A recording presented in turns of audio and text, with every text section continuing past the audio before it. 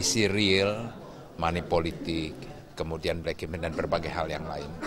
Nah, itu disampaikan oleh... Saat dikonfirmasi, Ketua Badan Pemenangan Pemilu Partai Nasdem Enggar Tiasto Lukita menyatakan bahwa partainya saat ini terbuka untuk menerima tokoh-tokoh potensial serta berprestasi di daerah-daerah. Meski secara tak langsung menyebut bakal meminang Ahok dalam Pilkada DKI Jakarta mendatang, namun pihaknya menilai bahwa mantan Bupati Bangka Belitung tersebut memiliki sosok yang tegas dan pekerja keras dan sesuai dengan kriteria pemimpin yang dicari oleh partainya. Selain itu, tak tertutup kemungkinan bahwa partainya akan menggait Ahok. Lantaran saat ini sang Gubernur Jakarta merupakan kepala daerah yang independen pasca keluar dari Partai Gerindra.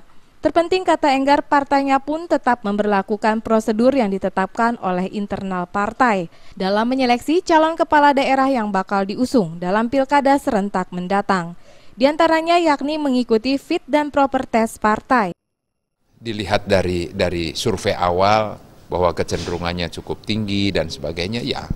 Tetapi kita juga mengharapkan dalam perjalanan waktu dia masih tetap konsisten misalnya kan. Sudah ada komunikasi Pak dengan Pak Ahok? Semua dengan ya komunikasi komunikasi biasa, komunikasi secara biasa-biasa saja. Karena ini masih lama kok waktunya. Masih cukup waktu. Artinya peluang masih ada Pak? Oh iya, masih. Ini banyak. DKI Jakarta menjadi daerah yang masuk dalam Pilkada serentak gelombang kedua yang rencananya akan dimulai pada tahun 2017 mendatang.